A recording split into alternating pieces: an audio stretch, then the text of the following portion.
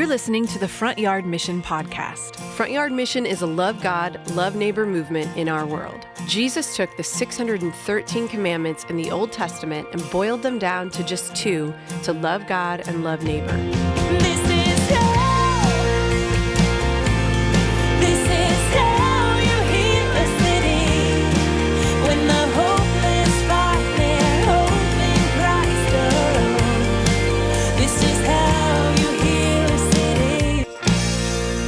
Welcome to the Front Yard Mission podcast, everyone. My name is Steve Lutz. And my name is Jonathan Weibel. And today, Jonathan, we have a very special guest with us. Yes. None other than Mrs. Dree Hogue. Yes, and she's very special because I've known Andrea Dree Hogue since she was like 15.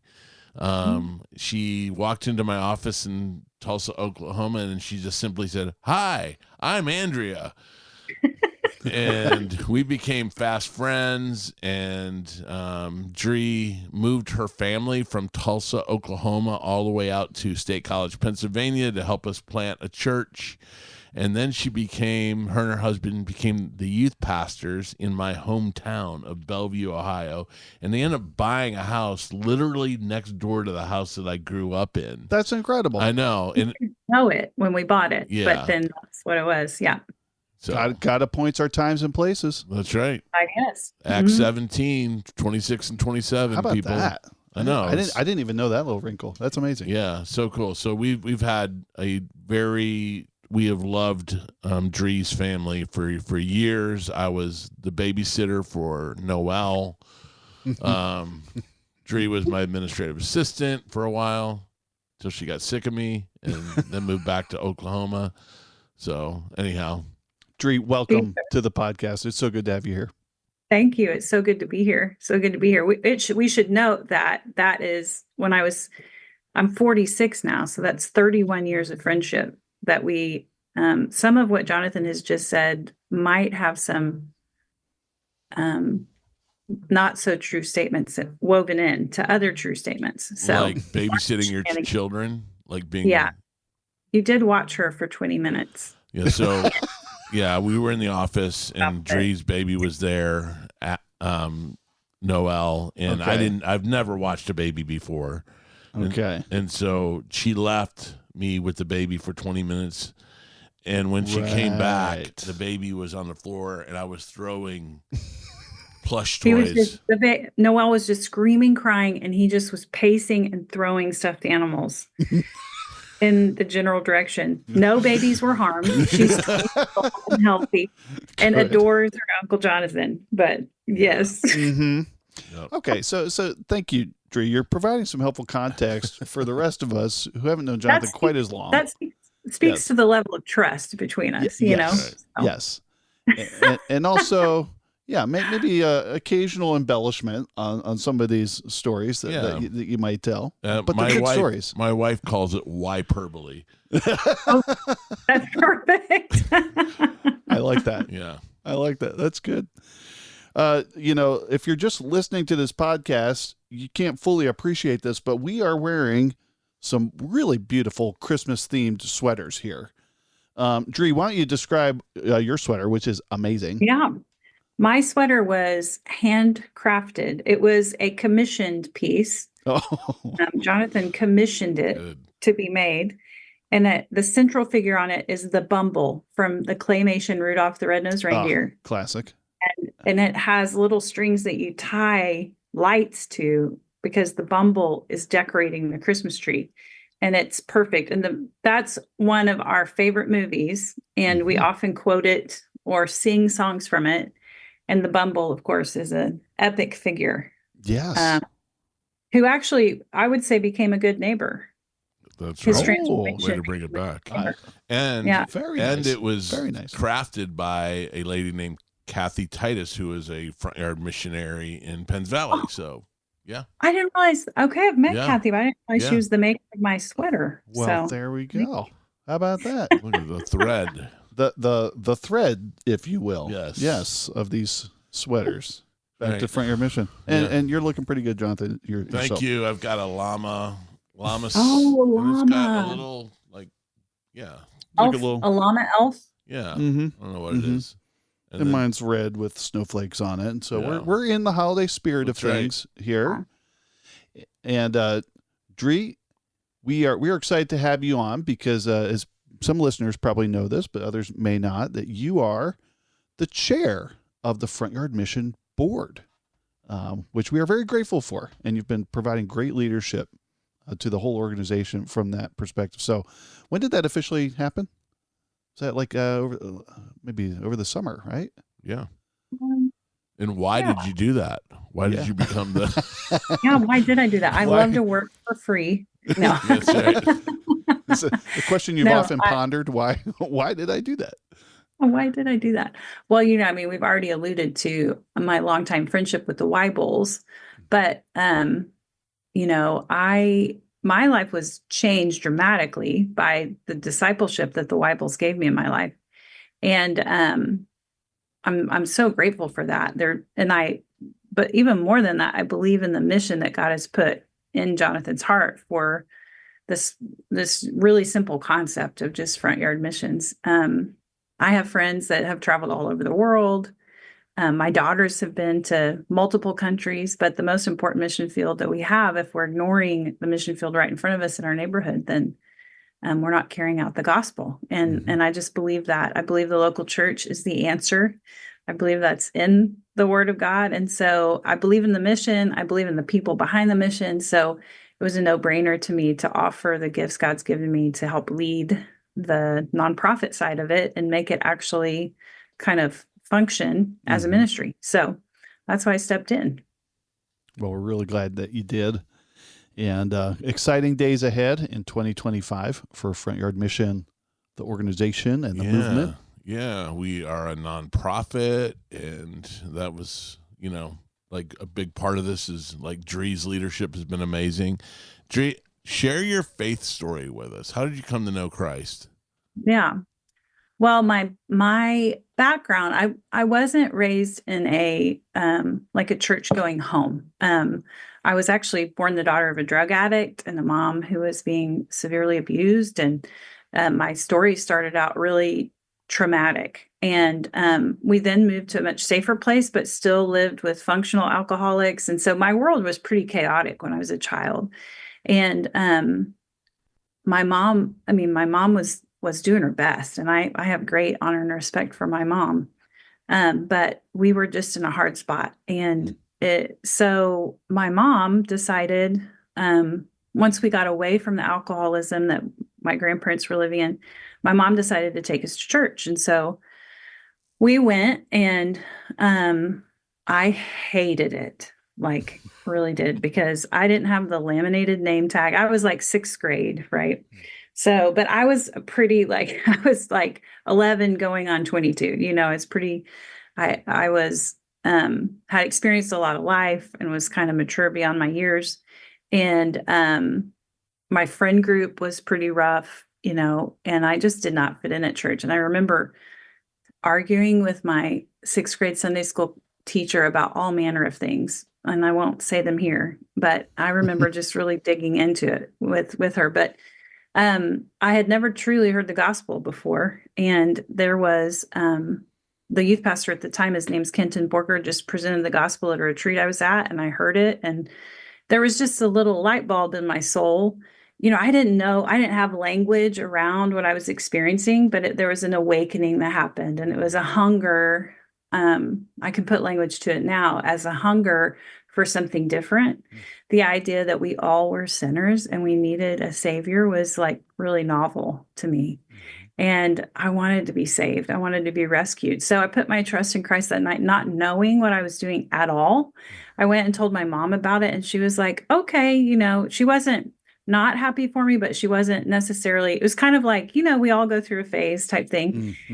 So I was like, I'll show you. I'll just go to church every time I can. That was my rebellion. And so I did, and I got discipled. And then Jonathan and Susie came into my life a few years later when I was 15. And then I would say that was a real turning point for me to learn like true discipleship, right, is being walked with while they're like following somebody who's following Christ, right? So Jonathan and Susie just let me into their life and in their world and became like family. And I got to see the word walked out. I devoured the word of God, because they devoured the word of God. And so it was really a life altering thing. So I'm now have been a follower of Jesus all these years, and my family is following Jesus. And I'm so grateful. My mom follows Jesus, and it's a real kind of radical change. But when I talk about the rescue of Jesus, I mean the rescue of Jesus. I'm pretty sure that like I was the kid that when I came in, people heard like the Jaws soundtrack. Like my sixth grade Sunday school teacher for sure was like, "Oh no, she's back," But I've been transformed by him, and I have a great compassion for people who come from hard places who maybe don't feel comfortable at church, because they don't have the laminated name tag, So I like to make spaces for them. And speaking of hard places, like give us like just the 1 minute elevator speech of what you do now. What you were a children's pastor at a really large church in Tulsa, and now what are you doing? Yeah, so I work for a nonprofit called 111 Project, and we work to mobilize the local church so every child in Oklahoma has family. And what we do is we provide them with a way to meet needs, real-time needs with families through something called Care Portal, which is a technology platform where caseworkers put on needs and churches get those needs and then meet the families and make the relational connection. So we are helping keep families together in Tulsa and helping find foster families for kids who need them and helping reunify families. So that's what we do. Yeah. The Lord puts orphans in families, right? He does. Yeah. The lonely in families. Yep. Love it. Yeah. Relational poverty is one thing I'm super passionate about is we live in a world where I believe it's a pandemic of relational poverty. I live in a city called Tulsa, Oklahoma. The mayor did a study a couple years ago, and it showed that 60% of Tulsans have nobody to call in an emergency. Yeah. Yeah. Another good argument for the great commandment to love God and love neighbor. Yep. Yeah. So, your neighbor, I would hope our neighbors, if we're a follower of Christ, our neighbors could call us in an emergency, so. Yep. As Steve always says, we're the most connected, but also the most isolated. Yeah. There's all those similarly, Dree, there's also those longitudinal studies about how many close friends that they've been measuring this for decades. And people used to say, "Oh, I think I have like 5 to 7 close friends. That would be like the average." And now it's, I think for some generations, it's like 1 or less. Right? Yeah. That's crazy. Yeah. So it's, this is a special holiday episode, Dree, and you are Mrs. Holiday. Like you're like in particular Christmas. Like I've never met anybody who I think like 2 months before, 3 months before you start celebrating Christmas. What's the deal with that? Like, well, no. You're going to expose all my crazy, but my husband and I both loved Christmas before we got married. We don't have that kind of time. And expose all my crazy. Yeah. Yeah. So when we got married, it was like exponential. When we had kids, we decided that we had to do a Christmas fast. That's our thing. So we fast from Christmas between January 16th and May 1st in the Hogue family. You might say, why do you need to fast from Christmas through May? But for us, it was important. So our kids and us were only allowed to wear our Christmas pajamas because that was the only pajamas my kids owned. And we couldn't listen to Christmas music or watch Christmas movies during that time. And it was a legit thing. And then now my girls are grown and gone, and they break the fast every year. They're like, I'm listening to Christmas music and you can't because it's Christmas fast. So that's their rebellion, So, but we love Christmas. So, okay. That's, so like decorations up Well, no, we have standards. We have rules and regulations, okay. We don't decorate for Christmas till after Thanksgiving, but we do have our Okay. curated 2024 Christmas playlist. We've already gone to see a Christmas movie in the theaters, and we have a schedule to go see the other ones that are released. And my daughter just today shared about a new movie on Netflix that's a Christmas movie that we've got listed to watch. So Okay. I really enjoy it. Yeah. Love it. Love it. Chris- Yeah. Sorry, go ahead. Sorry, I was going to say Christmas is actually part of my testimony. If you want to hear the really sappy kind of testimonial part of Christmas, why it's so important to me, I'll share that. Yeah. But when I was a little girl, I often was very scared at night because bad things happened at night. Mm-hmm. And so I would lay in my bed and I would wrap my blanket around my neck multiple times because maybe Dracula was going to come and bite my neck. So I felt like that was a blanket would protect me from that. And, but anyway, there was a lot of fear and some of it was legitimate, but I would look above my bed and every night above my bed, there was this shadow and I didn't really know anything about Jesus or the Bible, but I knew the Christmas story. And I remember around Christmas time thinking that's like the baby in the manger. And I knew about that. And like later when I actually met Jesus, he spoke to me about that. And he said, if I had come to you as a man, as like Jesus, as a man, you would have been afraid. If I had come to you as a father, you would have been really afraid. So I came to you as a baby and offered my presence. And that was just that revelation of his presence and his withness in the hard, not knowing place was really cool. So that's technically why I love Christmas. But if you come to my house, you won't necessarily intuit that. So I've never heard that story before. So that's really, that's phenomenal. really interesting. Yeah. So Front Yard Mission is great during the holiday seasons. All of them, really. So tell us some of the things that you do in the holiday season, maybe starting with Halloween. Yeah, I'll start with Halloween. When we were church planters up with Jonathan in Pennsylvania, we had done this one Halloween where we had games in our yard and the trick-or-treaters came and played the games. And it was a really phenomenal event. And it was super easy. I was like, dig out the candy out of the leaf pile and, things like that, like toss across stuff. So when I was children's pastor, we were doing we called it Imagination Celebration. And it was like everybody came to the church and did it. And I just had a heart, the only night of the year that people come to your door is Halloween. Yep. It's like a really missed opportunity, if we're all at the church, who's reaching out to my neighbors. And so I switched it and we called it Imagination Celebration on Mission. And the church has been doing it 10 years now. And we have several sites across the city and we do the same thing. We just set up games in our driveway and put lights out so people can see and pass out apple cider and popcorn. And it's Imagination Celebration on Mission. And we have about 150 to 200 people come through every year in our neighborhood. And people come back. People have moved away, come back because we're the game house, So we've had long-time relationship with people through it now and have met. We meet many of our neighbors and our neighbors' families that night because they're coming in. So not to get in the weeds with this, but what's one game that you do? Yeah. So just to give people ideas. Yeah, we do pumpkin bowling. So we have these giant bowling pins and we use a plastic pumpkin and the kids bowl. So that's good for the little kids. Another game that we do, we call Candy Crush, but really it's just like beer pong with candy in cups instead of beer.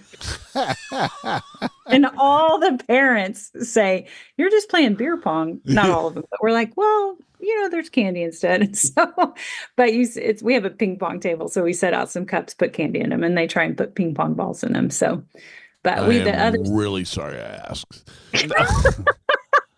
I love it. I think it's fun. The Front Yard Mission podcast is sponsored by The Flower Box.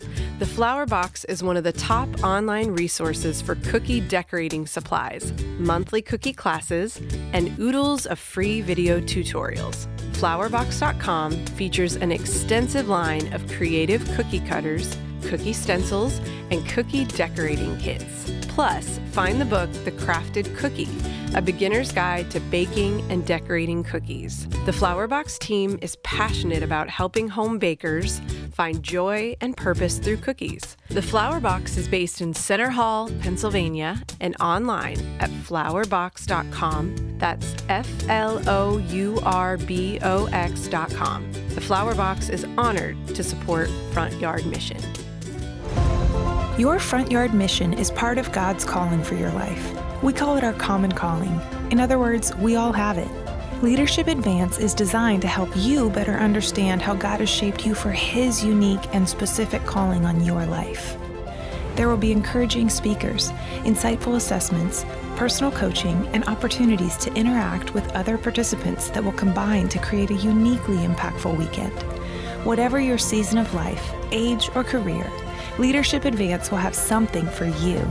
This event is held in the first quarter of the year, and you can get additional information by visiting us at leadershipadvance.org.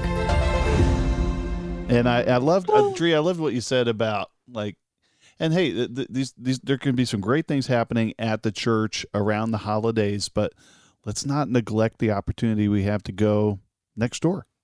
Right? Yeah.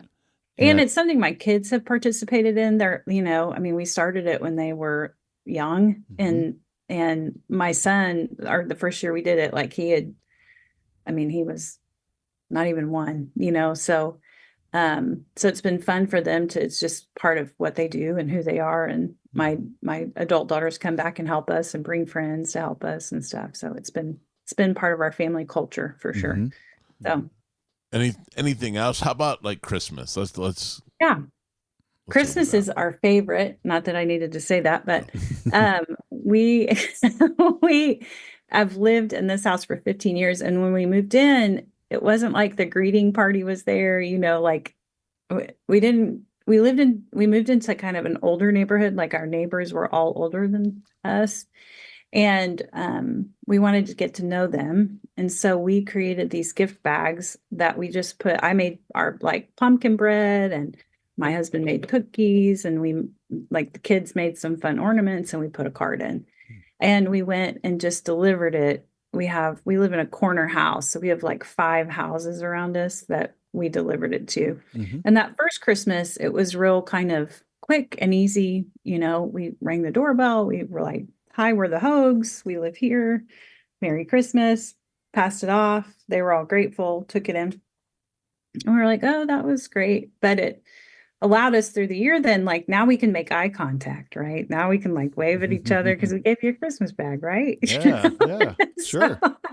So then the next Christmas rolls around, and we'd had several interactions, through the year. But the next Christmas rolled around, and it took us to get to those 5 houses. It took us almost 4 hours because everybody invited us in and we sat down, we visited in their homes. By the 3rd year, people were coming to our house to give us gifts before we got to go to their house to give them gifts. Wow. And so it really created a culture of just togetherness in our community. And we've expanded it now. Now we have 8 houses that we go to. And we've had neighbors pass away and have been able to have the honor of like supporting them through that. We've had neighbors have strokes, or, there's just an exchange that happens when you're near each other, and you can do life with that. But that first Christmas was sort of the crack in the door to start those longtime friendships with our neighbors. So that's great, Dree. I love that. And I love that there's reciprocation. We don't do this for reciprocation, but it's neat. It's proof that they feel invested in, we laughed so hard that 3rd Christmas, like it was like all of them, you know what I mean? Yeah. And then when my girls graduated from like high school and college, we invited them to the graduation parties at our house, and they all came. It just was. It was. I'm always surprised, I think, when they reciprocate in that way, because I don't ever expect that. It's not why I'm doing it, right? I just want to love them well. So, Steve, tell the listeners about kind of the thing that you spearheaded a few years ago at our church, the Front Yard Mission Christmas. Yeah, this was we, at that point, leading Front Yard Mission for the church that we were part of, and this was during COVID. So sometimes when you have constraints, it forces you to get creative, right? So Right. we, that year, anticipating, because anybody who's been around the church, like the two biggest days of the year are Easter Sunday and Christmas Eve. Yep. So what do we do when a lot of people aren't going to leave their house, right, and feeling very isolated at home on Christmas Eve? So what we did, and Dree, in terms of getting people together and talking to each other, this is what we did. We said, we want you to do a Front Yard Mission Christmas in your driveway, amongst your neighbors, and we gave them little kits. We said, here's a bag. It's going to have a bunch of the candles that people light, and you kind of person to person light the candles during the Christmas Eve service. We'll give you like 20 or 25 of those. Yeah. We'll give you, gosh, I'm not even sure I remember everything. We gave them lighters. Yeah, we gave the lighter logo on it to light the candles. I remember made a Spotify playlist, so if they didn't feel like singing carols a cappella, they could play something. And we said, invite your friends, get creative with it, and just do a Linus moment, like from Charlie Brown. Yeah. Christmas, and Linus gets up there and starts talking about Luke 2.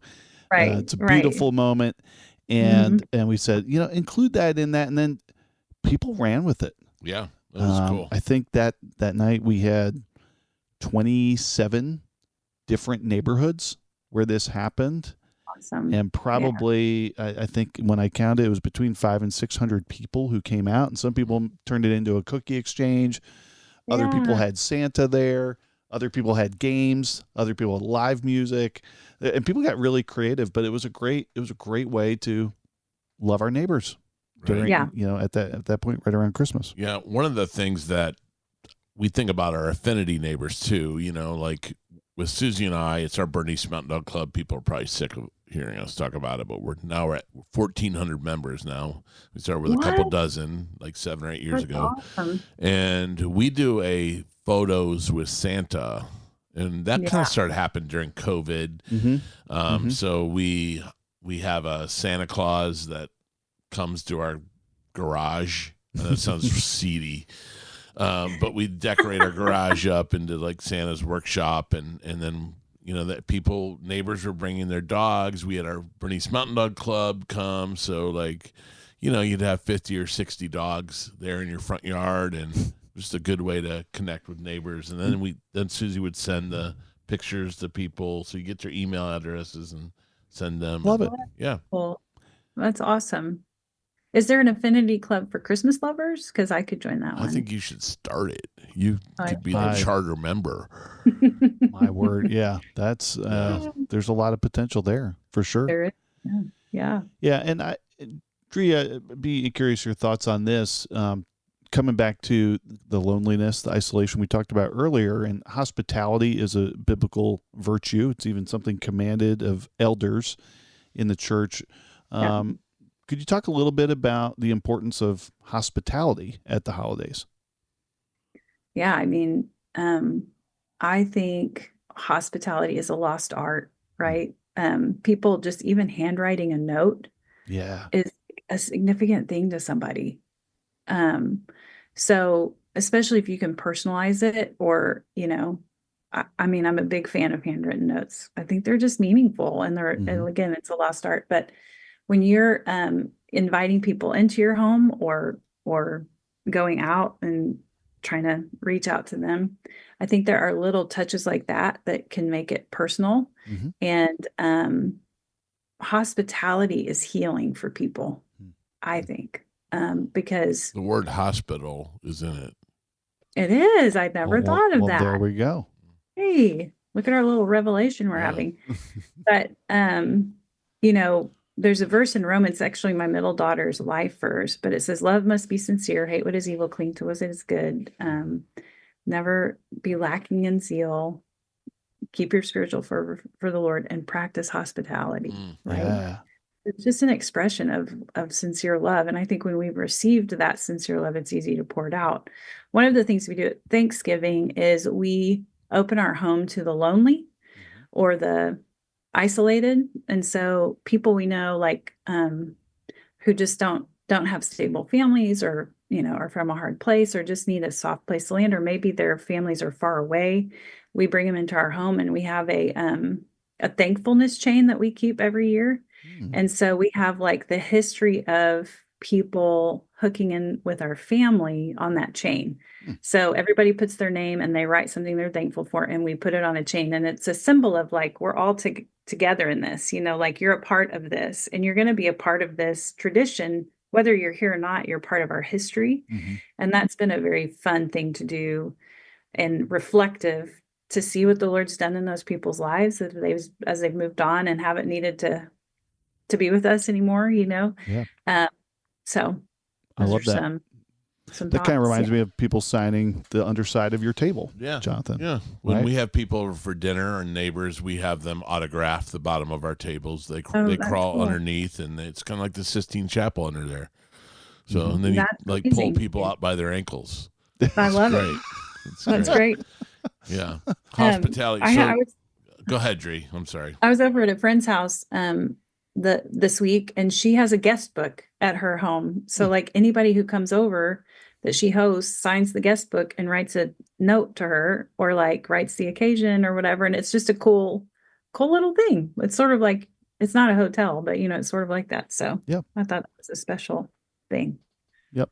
And like back to the handwritten notes, these tangible physical expressions of connection and community become really meaningful to people when everything else feels like it's lost in the digital ether, right?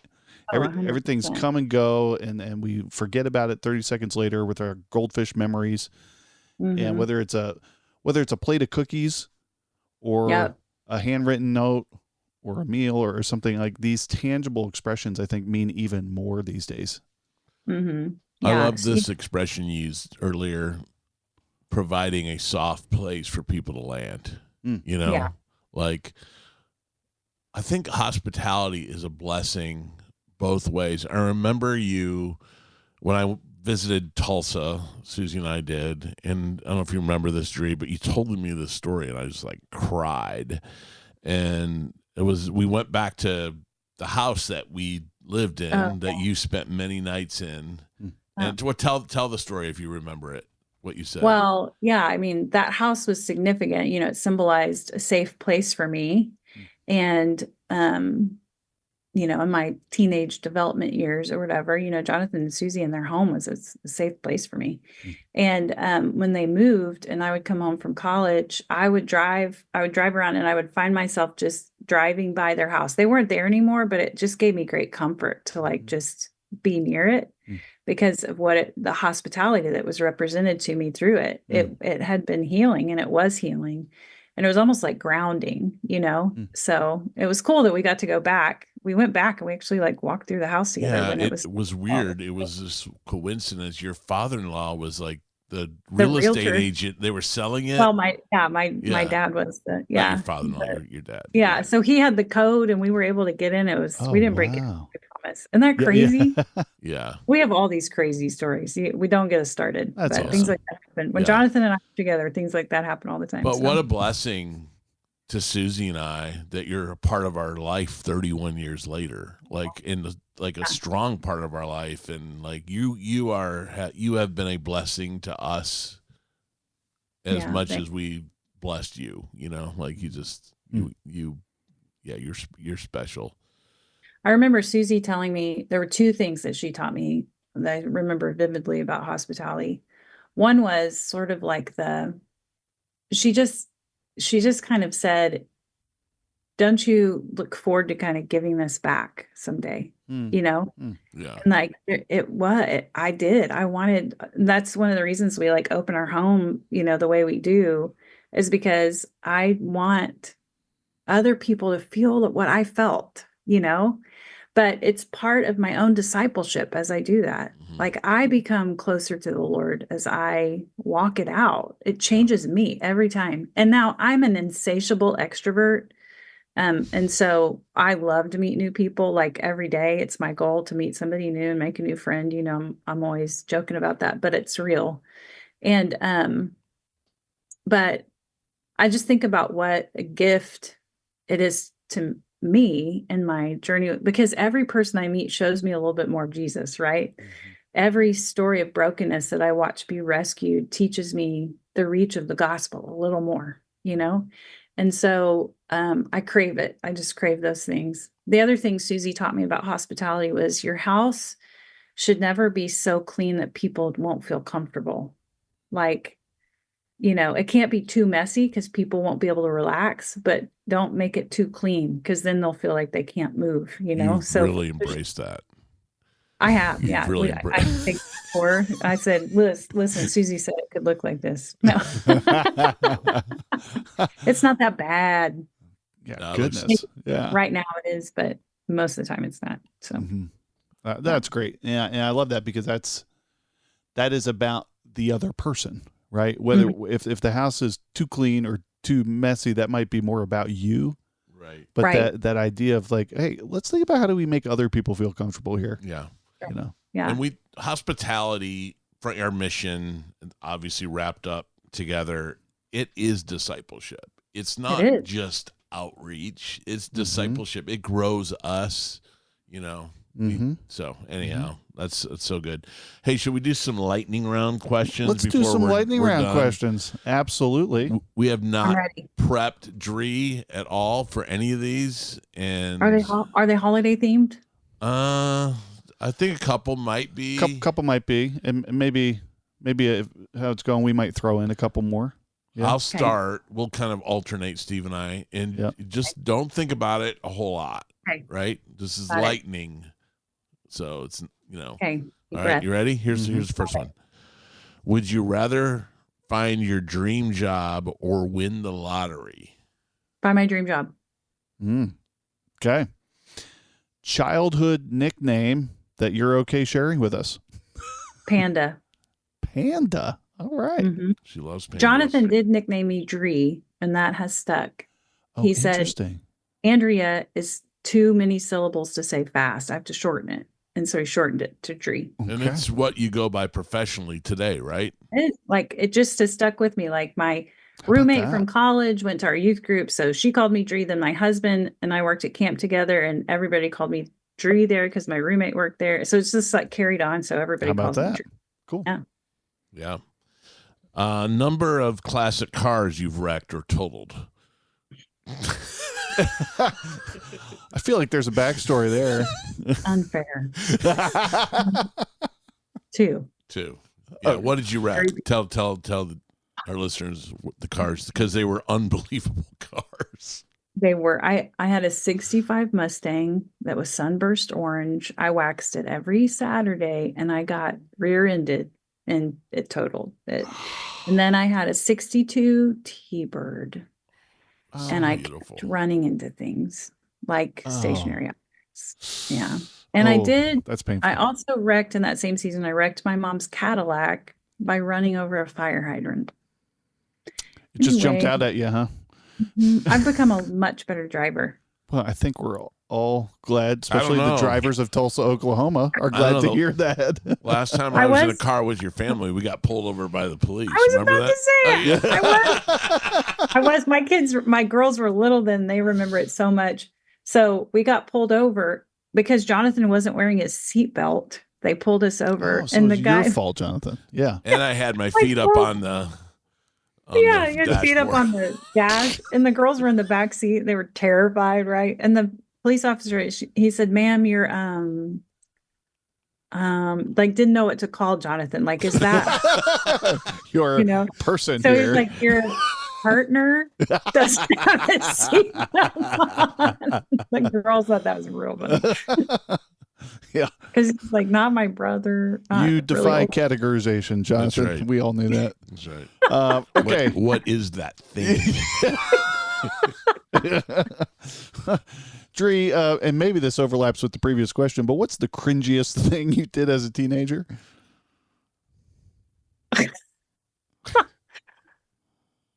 I did so many cringy things. These are tough questions, Jonathan. I know. Yeah. I don't think I'd want to answer that question. Can you tell I wrote these? Yeah. I mean, what would you say the cringiest thing I did? Oh, goodness. Dangerous question. I I don't know. I can't think right now. I did date a boy that really annoyed Jonathan. Oh, And gosh. in retrospect, he was very annoying. And She's then only dated guys named Chris, which is a Right. weird thing. it was the first Chris, Yeah, not the second yeah. Chris. Yeah. You liked the second Chris. Third Chris is the one I married, but And I liked him too. I like him. Yeah. Good. Good. I did Present the tense. cringiest thing that happened to me as a teenager was actually my most embarrassing moment. And it involves me dubbing a tape. No, don't And- tell this story. No, it's And anyway, I'll tell a very short version. I Okay. dubbed a tape and then played it on a date I was on, but the tape had picked up the background noise, and the background noise was in the bathroom. And so basically on the tape, you could hear me going to the bathroom. And my date heard that. Yeah. That's That's a- cringe. You don't even know what to say about that. But that Kids today is- don't know that. I mean, that's back in the day of hitting play and Dubbing. record That's on a right. cassette, right? Right. That's Yeah. right. And then it would like record the background noise. Yeah. you know? Yes. Yeah. That's right. That's cringy. All right. Favorite Christmas movie? Oh, It's a Wonderful Life. Oh, yes. There we go. Mm-hmm. Which is very exciting Oh, because. are we going to reveal this? All right, do you want to reveal it now? Let's Right. reveal it now. Let's reveal it now. Okay. Okay, go ahead. So coming up in December, we have an episode with one of the surviving cast members of It's a Wonderful Life, Carolyn Grimes, who played Zuzu in the movie. So it's so love it. exciting. Mm-hmm. Like I just email her now, like we're friends, and That's she doesn't amazing. email me back, but like I have her email address. I'm just like It's going to be a great episode. Pedals. Zuzu's pedals. Zuzu's petals. Yeah, every Zuzu's time, petals. every time a bell rings, an angel gets its wings. Yes. That was her line. Yeah. She That's right. is great too. She's yeah. Yeah. I did something really embarrassing during the podcast, but it's all right. You'll have to listen to find out which embarrassing moment he's referring to. Yes. Yeah. All right, still in the lightning round here. Dree, what word do you hate hearing? No. I thought it was going to be like moist That's or one of that's those what I No, was words, yeah. but thinking was yeah. no. No. You just went for no. No, I- Okay. All right. Specifically when my husband tells me no. Mm. I would never ask anybody but you this, because this is really kind of like, what quote resonates with you the most? Like most people can't come up with a quote. Mm. Mm. I have several.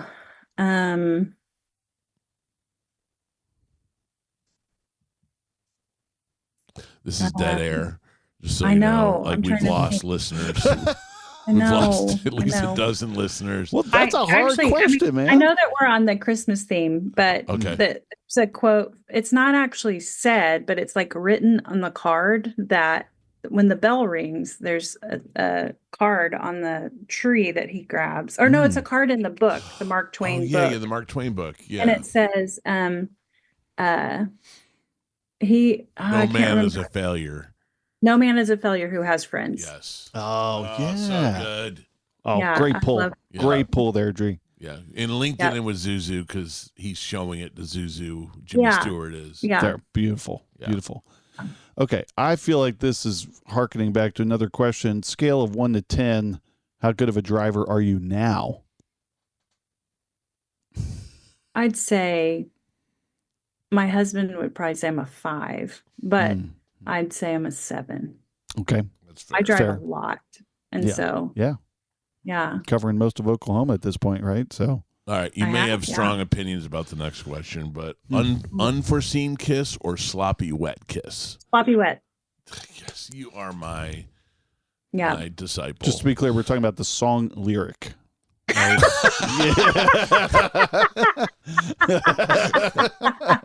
Yes. Steve, I'm so glad we were linked in. We were- yeah, sloppy wet. Mhm. All right. I guess I'm overruled on that one. What is your go-to lazy dinner? That's a good question. Oh, that's a great question. Peanut butter and jelly or grilled cheese and tomato, but the grilled cheese is pimento cheese. Like there's this Oh. great Oh. Hey, there we cheese, go. grilled cheese. Sounds good.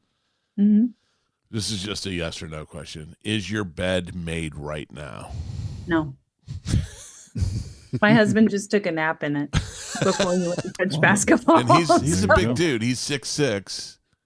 It was made.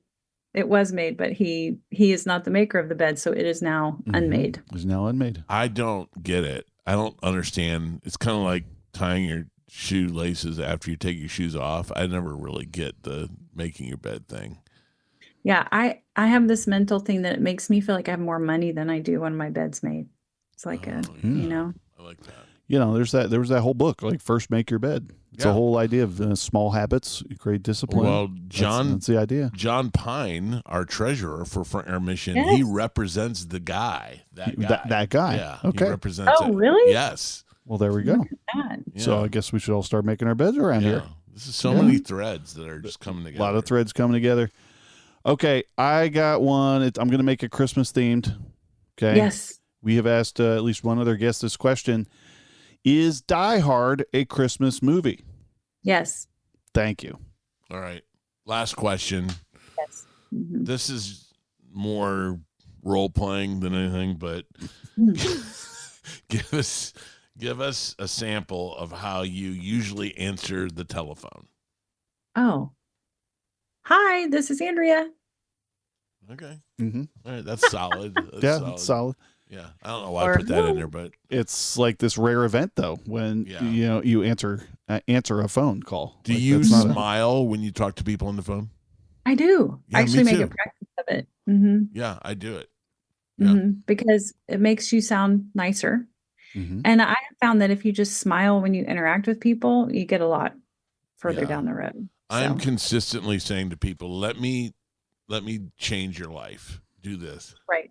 That's going to change your life and your interactions with people. So I've told my husband, because he's so big, like people act scared of him. And I'm like, you just have to smile, honey, So I guess he does kind of intimidating. But when he smiles. Before we go, anything else you want to share, plug, or any other comment on Front Yard Mission that you want to make?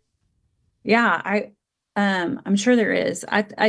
I do think, for people who are just kind of being introduced to this, the thing I love about Front Yard Mission is the practical steps of it. It's not a nebulous idea of like, oh, go be a good neighbor. We've heard that probably our whole lives, whether you're in the church or out of the church, be a good neighbor. Mm-hmm. But how do you do that? And what do you actually, what does it take? And how does it connect? How do you authentically connect to people? But, I think all the time, if all my Facebook friends, I have something like 2,500 Facebook friends, if all of them just did one Front Yard Mission thing a year, what impact would it make? It would make a great impact in the cities that they live in. So everyone can do something. And I would say, just as a reminder, those practical rhythms that we talk about in our book is pray first. The prayer, if we're not praying, we're inviting God into his work, right? And pray first and love all and invite often. Yeah. And we've talked about all three of those today. Yeah. So, All right, Dree, we love you. We love what you're doing and how you have served. Yeah. So Merry Christmas, everybody. Yeah. Merry Christmas. Thanks again, Dree. Great to have you on. Guys. Thanks, guys. And let's get out there. Let's show hospitality and love our neighbors. Thanks, everyone, for listening. We'll see you next time. Go to Amazon.com and pick up your copy of our book, Front Yard Mission: How to Start a Love God, Love Neighbor movement in your neighborhood. If you're interested in learning more about Front Yard Mission, find us at frontyardmission.com or join our Facebook or Instagram community where you can find tips, stories, and encouragement to help you with your Front Yard Mission.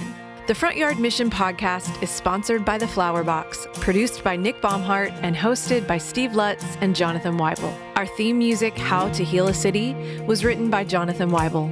I'm Trisha Brock. See you next time.